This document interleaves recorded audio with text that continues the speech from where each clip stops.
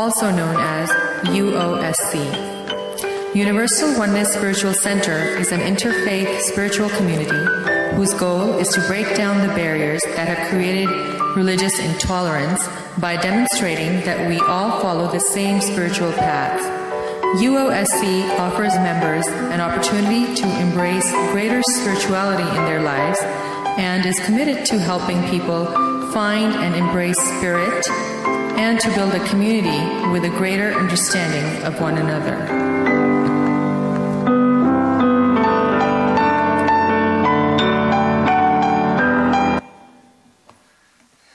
Well, I'd like to thank you all for coming, and I certainly appreciate being invited to be a part of an initiation process, because we are here to celebrate unity through diversity. And what does that mean? I thought about it. And we all define things differently. And everybody defines terms according to his or her own belief system. But we all view unity, I think, in a similar fashion. The word unity, and again, I'm going to use the English words here. It's from the Latin unitas, which means oneness or sameness or agreement. And it's derived from the word unus, which means one or only one, unparalleled. And I think about how hard mankind has struggled to be independent, how differences, free will, and individuality have been so important in the history of man and his struggles. But it wasn't always that way. There was a time when all of mankind was one. This was a period referred to in almost every culture, and it was known as the Golden Age. And it's referred to in the Bible when Daniel interprets Nebuchadnezzar's dream of the ages of man. The Golden Age was when everyone understood everyone, and man and animal also spoke the same language and treated each other with respect and kindness. Then came the Tower of Babel, and man's unity dissolved, and we've been spending the last several thousand years trying to unify again. I also think of the motto of the United States, E pluribus unum, from the many, one. It's a testament to what we're actually all here to do today, to take the many, which is all of our diverse humanity, and to form the one, or to reform the one, because we started as one, and we strip away the illusion that veils our sight, we can see we are all still one. And I know a lot of people have referred to that today. We simply have to reunify the parts. We have to recognize our brothers and sisters, for we are all brothers and sisters. Diversity is from the Latin word diversus, which is different in quality and unlike. And even though we all define terms differently, we share certain overriding beliefs. And these two words are an example of a belief that we share universally. And even though we each will apply it in our own way as we each see fit, it's still an organic example of how we are one. In celebrating, this concept of diversity and unity, we celebrate difference. We honor individuals, but sometimes we mistake independence as being something that doesn't fit in. Another universal belief we all share is in the concept of love. In Judaism, there's a love between people and a love between man and God. For the first, the Torah says, love your neighbor like yourself, while for the second it says, love God with all your hearts, with all your souls, and with all your might. In Christianity, it's understood that love comes from God and sometimes has a hierarchical sense, or even an ascending or descending aspect, but holds fast to the same concept of loving God with all your heart, mind, and strength, and loving your neighbor as yourself, because Jesus called them the greatest commandments in the Torah in Mark chapter 12, verses 28 to 34.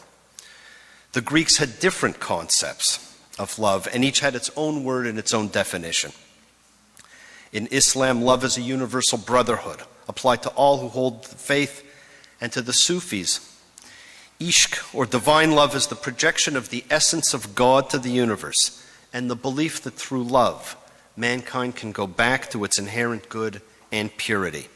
It's a belief I think we all share in whatever way we choose to define it. In Buddhism, there are also different types of love. Kama, or sensuous love, is considered selfish, unlike Advesa and Metta, which are benevolent love. For the Hindus, they too refer to love as Kama, pleasurable sexual love, and Prema, or elevated love. But whatever the definition and whatever the distinction, love is a universal concept, both love of people and love of spirit or creator. And it should have no distinction, and there should be no differences, for love is love. If you take all the rules and regulations in every religion and strip them away and remove the ego-filled dogmas, you'll be left with only one law. The creator of everything, whatever you want to call it, wanted things simple and understandable for everyone. And so there is really only one law, and that law is the law of love. For love is the mortar that holds the universe together. Archaeologists propose that tens of thousands of years ago, a somewhat uniform culture stretched around the northernmost regions of the earth, from Greenland and Scandinavia to northern Asia and Siberia. The peoples of this culture shared a common history. Cosmos is a living womb that nurtures and lives, and the goal of all people is to achieve harmony with everything. This can be done through love. The biggest difference is the natives did not have an individual that became a significant part of their belief system. They had no savior, no redeemer, and no saints. They stayed pure to spirit. We're all here to celebrate unity through diversity, and we all believe in the same key, love. And we're doing that by celebrating the first man, the man from whom all others are descended, Adam. And I say Adam in a generic sense, for man and woman, both are of the same essence and came from the same creative force. And according to the Bible, they were one and were separated by God. Even ancient cultures showed the point as being the starting from where everything emanated. The ancient world called it the lightning bolt of creation, and science calls it the Big Bang. From the point comes not just male, but male and female as the twin pillars of balance and necessary for all man's creation. In Hebrew and Arabic, Adam is dust or man, Adama, earth, Adam, red. And it is from Adam that mankind sprung. Man was made of the earth and brought to life by the breath of God. And Eve is from Chava, which is breath. So it was the earth and breath that, brought mankind. It was God's outbreath that gave life to man. God's outbreath is our in-breath, and our outbreath is God's in-breath. And we share the circle of life, and we are one with our Creator. Adam is like a prism, diffusing the single light of God into a diverse and colorful spectrum of religion and philosophy, all with a similar underlying theme. A prism works by bending light or energy. The light began as one uniform beam, but slows down as it hits the prism and bends and begins to move at different speeds. Violet more slowly than red, and so it bends more. It's all the same light, but it takes on different attributes. These different colors are just different frequencies of energy, just as all of us are. We are all different frequencies of energy. We sometimes get too fixed on the colors of differences and forget that the underlying energy is still one, but it's showing up in different forms. Is not ice a different form of water, and is vapor not the same? They are just vibrating at different speeds, but they are the same. We are all vibrating at different speeds, but we too are the same. We too often focus on difference and forget that we're the same. It's then that the living womb of the cosmos can remind us that it is love that strips away differences and shows we radiate the same light energy.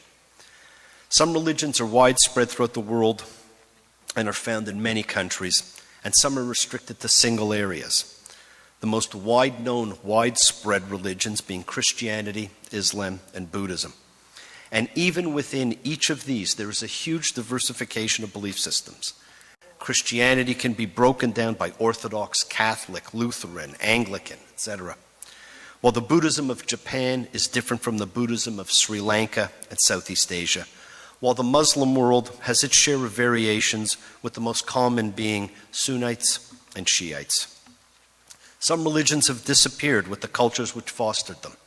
Examples here are the religions of ancient Egypt, of ancient Greece and the Roman Empire, and of the sophisticated cultures of South and Central America, such as the Incas, the Aztecs, and the Maya. In some cases, we've been bequeathed a rich mythological literature or astonishing monuments, such as the pyramids of Egypt or Central America.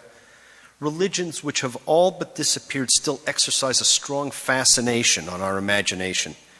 They stimulate us to think about the nature of the universe and the passage and destiny of human life within it. The number of religions is far greater than those mentioned.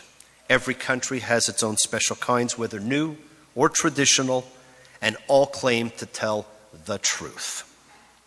What happens when we compare whole religions with each other? Can we conclude that some religions are of one particular kind and others are of another kind?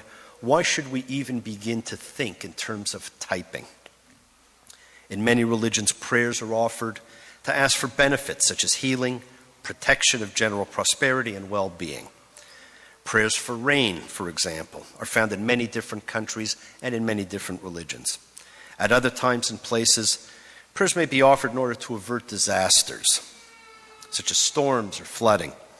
In other cases, prayers are understood to be more like a kind of conversation with revered spiritual beings, leading to a feeling of communion with them. And when prayer is moved on to this plane, the prayer has less to do with the daily physical needs of the persons making the prayer. Instead, it revolves more around the spiritual being who is addressed more as the center of attention. And to give some examples, Japanese Shinto prayers for benefits in this life are not very different from the petitionary prayers of Christianity. But on the other hand, certain kinds of prayers in Christianity are more like the devotional prayers addressed to a particular divinity, such as Vishnu or Kali, found in varieties of Hinduism. So that while people may pray to different gods and goddesses about different things, there are similarities in what they are doing, because we're all the same, simply vibrating at different levels of energy. Just as there are different prayers within single religions, we've got to stop the divisiveness within religion and between religions, and recognize that we are one. We've lost our sense of balance, and we are seeking it out again. We yearn for a return to that golden age of man, where all men were united, and man and animal shared a different bond. It was a time of utopia, and that is something that man has struggled to find and continues to seek out. It is here, it is right before your eyes. All we have to do is open them. Thank you very much.